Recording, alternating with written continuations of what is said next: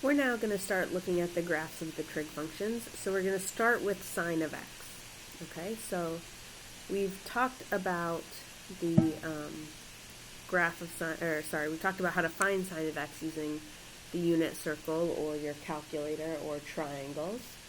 And we can actually graph it just like by plotting points, like we talked about before. So the domain, those are going to be the values that we're allowed to plug into sine of x. And normally we think about plugging in an angle. Well, if we think about plugging in that angle as a radian, we can plug in any angle from negative infinity to infinity. So that's our domain. Our domain is from negative infinity to infinity.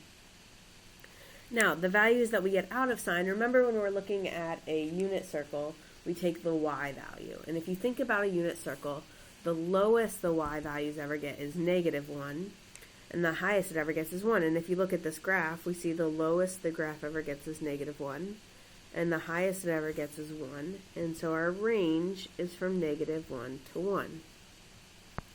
Okay, now we're going to look at kind of just some special things about sine. So sine of x is a continuous function. And if you take calculus, you'll learn the technical definition of being continuous. But here you should know that that means that it's nice and smooth. It doesn't have any holes or jumps or asymptotes. You could draw the graph without lifting your pen.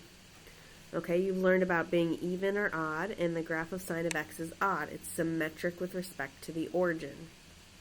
And you also learned that the identity that sine of negative x equals negative times sine of x, and that's what it means to be odd.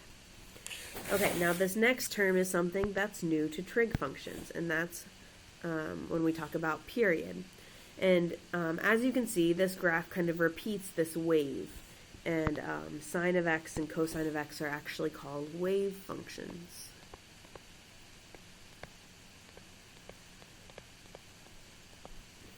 And if you think about using the unit circle, any angles that are coterminal have the same y value, the same sine value.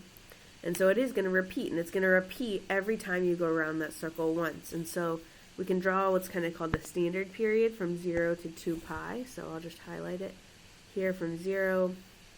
We're actually 1 at pi over 2, and then we're 0 at pi again, and then we're -1 at 3 pi over 2, and then we're 0 at 2 pi.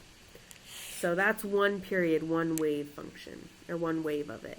But it goes on in that manner in both directions forever.